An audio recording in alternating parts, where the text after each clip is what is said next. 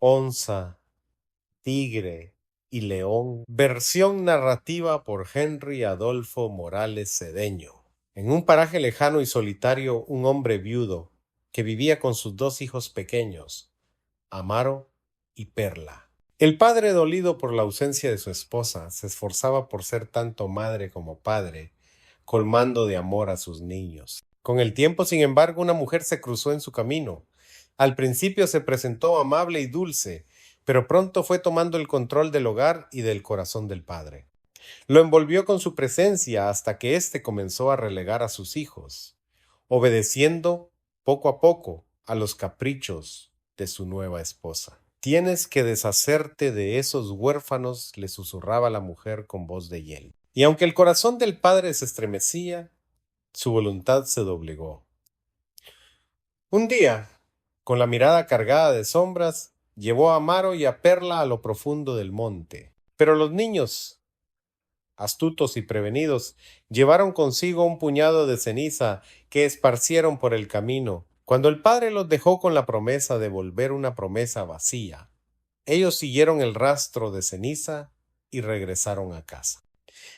La madrastra, al verlos de vuelta, montó en cólera. Si no los llevas aún más lejos, me iré para siempre. El padre, temblando entre la culpa y el temor de quedarse solo, obedeció una vez más. Esta vez los condujo a un lugar más lejano, pero Amaro y Perla regaron granos de maíz por la vereda. Al anochecer, regresaron guiándose por los puntos dorados del camino, pero la mujer no cedió. Una última vez. O me pierdes. Y fue así como, una madrugada, el padre los llevó a la selva más profunda.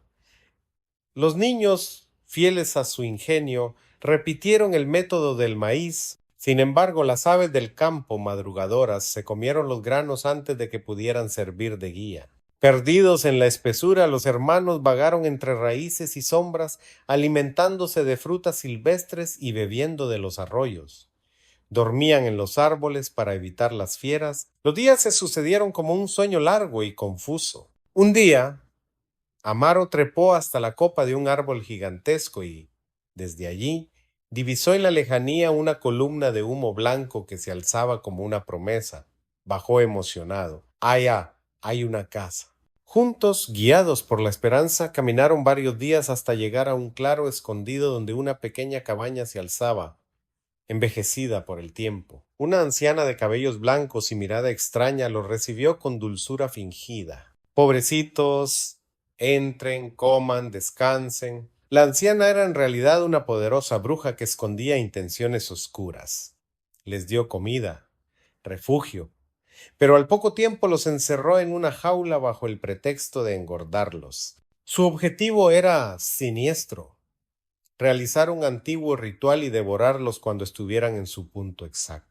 Una noche, una doncella vestida de blanco, hermosa, etérea, parecida a su madre, se apareció junto a la jaula y les entregó a cada uno una colita de ratón. Colóquenla en sus dedos cuando la bruja venga a revisar si han engordado. Así creerá que aún están flacos. Así lo hicieron, día tras día. Cuando la bruja preguntaba: niñitos, ¿me dejan ver sus deditos? Ellos asomaban las colitas del ratón, engañando a la vieja que murmuraba: todavía están muy flacos, hay que alimentarlos más. Pero una tarde, Perla perdió su colita de ratón mientras jugaba. La bruja llegó de repente y al inspeccionar sus dedos notó la trampa. Furiosa, echó espuma por la boca y, enfurecida por el engaño, la bruja frunció el rostro con muecas de vinagre, como si masticara amargura de lapa vieja. Aulló órdenes con voz áspera: vayan por leña, mucha leña. Vamos a hacer una hoguera que queme hasta las estrellas. Obedecieron los niños con temor, recogiendo ramas secas del monte cercano. Mientras tanto, la bruja frotaba con manos nerviosas el fondo de una paila enorme, tan grande como un coliseo antiguo, donde planeaba cocerlos lentamente para luego devorarlos y sellar con su carne un ritual de poder oscuro y ancestral. En el bosque, mientras recogían la última carga de leña, la mujer blanca apareció de nuevo entre la neblina de los helechos. Tenía el brillo de la luna en la piel y la ternura de una madre en la mirada. Niño le dijo, la bruja planea echarlos en el fondo hirviente.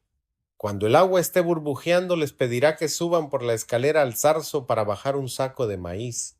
Pero es una trampa. En cuanto estén arriba, volteará la escalera para que caigan a la caldera. Los niños se miraron, asustados pero atentos. Díganle que les da miedo subir, que no saben cómo hacerlo, que les enseñe primero. Pídanle que suba a ella, y cuando esté allá arriba, entonces volteen la escalera. Así lo hicieron. Cuando la bruja los llamó con voz melosa, mis tesoros, ¿me ayudan a traer el maicito que está arriba? Amaro fingió temblar. No, abuelita, nos da miedo subir. Enséñenos primero cómo se hace. La bruja soltó una carcajada gutural. Miedosos. Miren, así se sube. Comenzó a trepar la escalera de palo, torpe y gruñona. Subió un peldaño, otro, luego varios más, hasta que estuvo a medio camino, justo sobre el vapor del fondo hirviente. Fue entonces cuando Perla y Amaro empujaron la base de la escalera con todas sus fuerzas. La estructura se volteó como una trampa de caza, y la bruja cayó directo al agua hirviendo. Un chillido demencial estremeció la selva. El fuego rugía mientras la carne mágica de la vieja se cocía. Y en su agonía, en medio de espumarajos negros y alaridos en lenguas antiguas, su cuerpo explotó en una llamarada maldita. Del fondo surgieron entonces tres criaturas insólitas, tres perros místicos, cada uno con una mirada de fuego y una estampa de leyenda. Una era ágil y moteada, onza, de reflejos felinos y silenciosa como el viento. El segundo, de pelaje grueso y rayado como un tigre montuno, tigre, fuerte y sabio, con ojos de sol poniente. Y el último majestuoso y dorado, león, cuya sola presencia imponía respeto y cobijo. Junto a ellos emergió también una espada luminosa, de empuñadura sencilla pero resplandor sagrado. Amaro la tomó, sin saber aún por qué, pero sintiendo en el alma que era suya por destino. Los tres perros se convirtieron en sus fieles guardianes. Nunca más volvieron a pasar hambre, pues onza cazaba al acecho, tigre traía roedores, y león protegía el campamento cada noche. Vivían en comunión con la selva, en una infancia salvaje pero feliz, mientras vagaban buscando algún poblado, algún indicio de humanidad. Pasaron los años, los niños crecieron. Amaro se volvió un joven silencioso y reflexivo, entrenado en el arte de sobrevivir con la espada y la intuición. Perla, fuerte como una ceiba, desarrolló el don de hablar con los animales y entender el lenguaje de las plantas. Pero como ocurre en toda historia, el tiempo empezó a separar sus caminos.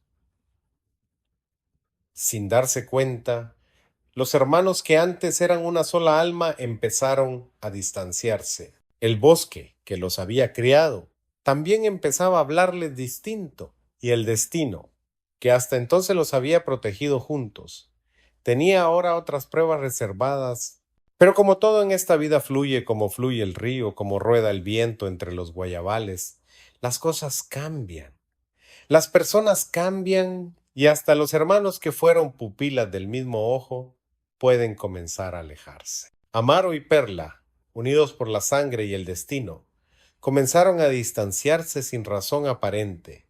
Él se volvía más silencioso, más profundo, como un árbol sabio. Ella, ya doncella, danzaba con la brisa, sonreía sin causa y desaparecía con frecuencia en el bosque.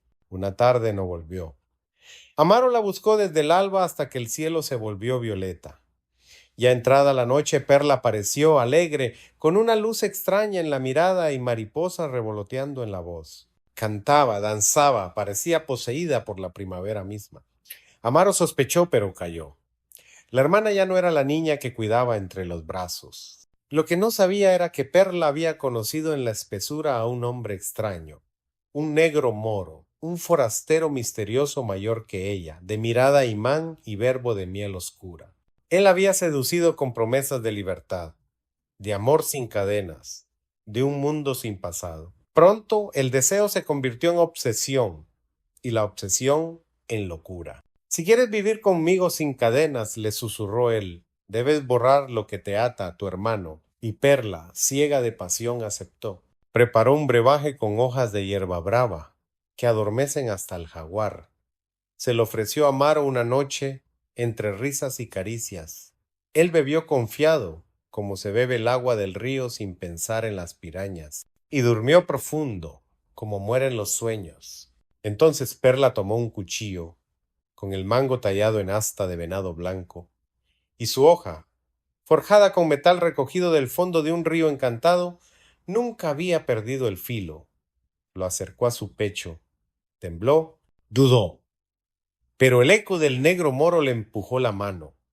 La hoja entró en el corazón de su hermano como si cortara un lazo sagrado. Amaro murió sin saber por qué. La doncella, para evitar a los fieles guardianes, había planeado su distracción. Untó cera de abeja en los oídos de onza, tigre y león, volviéndolos sordos, y envió al negro moro para que los guiara por senderos falsos. Los perros, confiados, siguieron la pista, creyendo que ella cuidaría del joven. Cuando los canes despertaron del engaño, sacudieron sus cabezas, y un silencio más hondo que la noche les reveló la verdad. El corazón de su amo ya no latía. Volvieron como rayos, como tormenta, y al ver a Perla manchada de sangre, sus ojos se tornaron rojos como brasas. Onza la atacó al cuello, tigre la derribó y león la destripó. Fue tal la furia del dolor que la descuartizaron sin piedad. Luego los tres siguieron el rastro del negro moro hasta lo más hondo del bosque. Lo hallaron temblando bajo una palma vieja. No hubo diálogo ni juicio, solo justicia salvaje. Lo despedazaron como fiera culpable de un crimen sin redención. Pero los perros no descansaron. Volvieron por los senderos, olfateando el aire, rastreando con el alma rota. Fue Onza quien encontró primero el lugar. Al otro lado del río, donde las raíces se enredaban en silencio, estaba la sepultura de Amaro. Allí, un chulo negro, renco, con plumas cenizas y mirada de cementerio, saltaba torpemente en círculos. Gusto, gusto, decía con voz agrietada, como tronco seco que aún sangra savia. Tomen de mi canillita el tuétano, y con él revivan al muchacho, que mi hueso viejo sirva de puente entre su sombra y el sol, pero tráiganmelo de vuelta. Los perros lo miraron sin pestañear. Tigre lo sujetó, León lo desgarró, Onza hurgó hasta sacar el tuétano blanco, espeso, que parecía grasa de luna vieja. Aplicaron el ungüento sobre el pecho del joven muerto. Frotaron la carne con paciencia animal. Y entonces Amaro respiró. Sus ojos se abrieron como quien despierta de un largo invierno. Se incorporó lento, pálido, con la cicatriz palpitando sobre su corazón. No preguntó nada. Lo supo todo en el silencio de sus guardianes. Desde ese día, Onza, Tigre y León jamás se apartaron de su lado. Ya no eran solo sus amigos, eran parte de él. La selva, con sus sombras y secretos, aún tenía caminos por recorrer. Pero Amaro, ya renacido, no volvería a ser traicionado. No volvería a dormir sin que los tres perros montaran guardia junto a sus sueños. El nacimiento de Aruma. Repuesto de la muerte, Amaro ya no era Amaro. La muerte le había roto el alma y la selva la volvió a fundir. Como un lingote al fuego, se transformó en otra cosa, más sabio, más fuerte, más despierto. Renació en los 4 elementos: el agua del río donde sangró, el fuego de la paila donde ardió la bruja, el aire que lo llamó al despertar, y la tierra donde fue sembrado como semilla sagrada. Desde entonces, su nombre fue Aruma. Junto a él, sus 3 guardianes, Onza, Tigre y León. No eran ya simples perros mágicos, sino compañeros eternos, espíritus tutelares que le habían devuelto la vida y ahora compartían su destino. Se convirtieron en el cuarteto de la muerte, una leyenda que aún no había sido contada, pero que ya empezaba a resonar en el corazón de los árboles más viejos. Onza corría más rápido que el pensamiento, Tigre acechaba con sabiduría de siglos, León rugía con el trueno de lo sagrado, y Aruma era otra cosa. Bajo la guía de sus perros, Aruma aprendió a dominar la espada como si fuera una extensión de su brazo. Se entrenó luchando contra anacondas que medían más que la palma del estero, domando pumas y jaguares, enfrentando toros salvajes, retando al miedo mismo. Su cuerpo se volvió armadura viva, esculpido por el rigor del monte y el aliento de los dioses. Una tarde de lluvia y sombra, cuando los rayos rompían la montaña, apareció de nuevo la mujer etérea, aquella que una vez lo salvó de la bruja. No envejecía. Traía en sus manos una armadura luminosa hecha de escamas de luciérnagas y hojas de palma endurecida por el fuego de estrellas caídas. Se la entregó a Aruma sin palabras. Él la aceptó con un gesto. Aún no conoces tu destino, dijo ella, pero él ya te conoce a ti. Y así, los cuatro continuaron su viaje, selva tras selva, cielo tras cielo, hasta que, después de días incontables, escucharon una algarabía lejana, como el murmullo de un pueblo que canta con miedo. Siguieron el sonido, cruzando un cañón de fiordos que caía como cortina de cristal desde el cielo. Al fondo, entre peñascos y bruma salada, descubrieron una bahía olvidada por los mapas. Y allí, en una playa secreta, una torre solitaria se alzaba como espina clavada en el paisaje. Atada a la torre lloraba una doncella. De rostro dulce, mirada derrotada y cuerpo tembloroso esperaba el final. Lloraba no por cobardía, sino por resignación. Sabía que su hora había llegado. Aruma se acercó, imponente. ¿Qué ocurre aquí? Una bestia, gimió la doncella. Una serpiente de 7 cabezas viene por mí. El pueblo me ofreció en sacrificio. Cada semana entregan una virgen para que la criatura no destruya la aldea. Aruma apretó los puños. Eso no sucederá mientras yo respire. Se colocó frente a la torre, espada en mano. Onza se ocultó entre las rocas. Tigre se agazapó en la arena húmeda. León se quedó tras Aruma, como un muro de músculo y poder. Entonces el mar se partió como un velo desgarrado. Desde sus profundidades emergió una criatura que parecía nacida del odio de la tierra. Una serpiente de 7 cabezas, ojos como carbones ardiendo, lenguas como látigos, escamas como escudos. Cada cabeza rugía en una lengua distinta, maldiciendo al cielo, a la luna y al amor. Avanzó levantando olas, el suelo tembló. La doncella gritó, pero Aruma no se movió. «¡Soy Aruma!», gritó con voz que rompió las nubes. «Y hoy no habrá sacrificio». La primera cabeza lanzó un zarpazo con la mandíbula. Aruma giró y cortó con precisión quirúrgica. Cayó una cabeza como un tronco talado. Las otras 6 rugieron al unísono. Tigre saltó al flanco. Onza atacó los ojos. León mordió el cuello de una de las cabezas con fuerza divina. Aruma danzaba con la espada, como si la batalla fuera una sinfonía.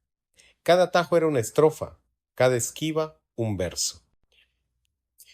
La lucha fue larga, brutal, legendaria, pero al final, bajo una lluvia de sangre y sal, la 7ª cabeza cayó humeante en la arena. Aruma, exhausto, se arrodilló. Onza lamía una herida. Tigre jadeaba. León vigilaba en silencio. Y la doncella lloraba, pero ya no de miedo. Lloraba de fe, la doncella de la torre. Aruma, aún jadeante y con sangre ajena en la espada, cortó con delicadeza las cuerdas que aprisionaban los brazos de la doncella. Ella, agotada por el martirio, apenas pudo emitir un suspiro antes de desvanecerse como flor marchita en sus brazos. Sin decir palabra, Arturo la sostuvo con ternura. Sus pasos, firmes como los de un guerrero, fueron ahora los de un cuidador, los de un padre inesperado. Bajó por la playa, cruzó el paso del peñasco y se internó en el sendero que conducía a la aldea. Al principio el lugar parecía deshabitado. Las casas dormían tras ventanas cerradas y techos de palma que parecían encogerse de miedo. Pero al verlo avanzar, los primeros ojos curiosos se asomaron tímidamente, como nutrias salvajes entre las palizadas, husmeando con recelo. Los aldeanos empezaron a salir de sus escondites, poco a poco. primero niños, luego ancianas, luego hombres delgados como espantapájaros. Se fueron agrupando con cautela, arrastrados por un murmullo creciente que se extendía como brisa antes de la tormenta, y cuando Aruma llegó a la plaza, con la doncella dormida en sus brazos como una rama quebrada, el murmullo se volvió asombro, luego clamor, luego silencio reverente. Entre la multitud, ocultos bajo harapos de miedo y dignidad vencida, emergieron los padres de la doncella. Eran los reyes del lugar, aunque nada en su apariencia lo gritaba. La corona les pesaba tanto que la habían enterrado bajo la vergüenza. Su turno había llegado en la fatídica rifa de doncellas, y por miedo habían entregado a su hija al monstruo. Ahora caían de rodillas ante Aruma. Bendito seas, Salvador de nuestra sangre, clamó el rey, temblando. Hijo del trueno, guerrero de la luz, gritó la reina entre sollozos. Aruma los miró sin odio ni gloria. Colocó a la doncella en brazos de su madre con la delicadeza de quien entrega una flor que ya no le pertenece, y dio media vuelta. No pidió recompensa. No aceptó festines ni coronas. No era su estilo. No era su destino. La plaza quedó enmudecida mientras Aruma se alejaba, seguido por sus tres sombras fieles: Onza, que olfateaba los rumbos del viento; Tigre, que caminaba con el ritmo de los sueños; y León, que vigilaba el horizonte como si esperara una señal. El pueblo tardaría años en comprender la magnitud de aquel día, pero Aruma ya no pensaba en ellos. Su corazón había sido rehecho con el hierro del dolor, y su alma seguía una brújula que no apuntaba al norte, sino al destino. En el fondo de su pecho aún latía una herida: la traición de su hermana, el amor destruido, la muerte vencida. Y por alguna razón que ni él entendía aún, el mundo aún no le había dicho todo lo que esperaba de él. Final: el caballo de los 7 colores.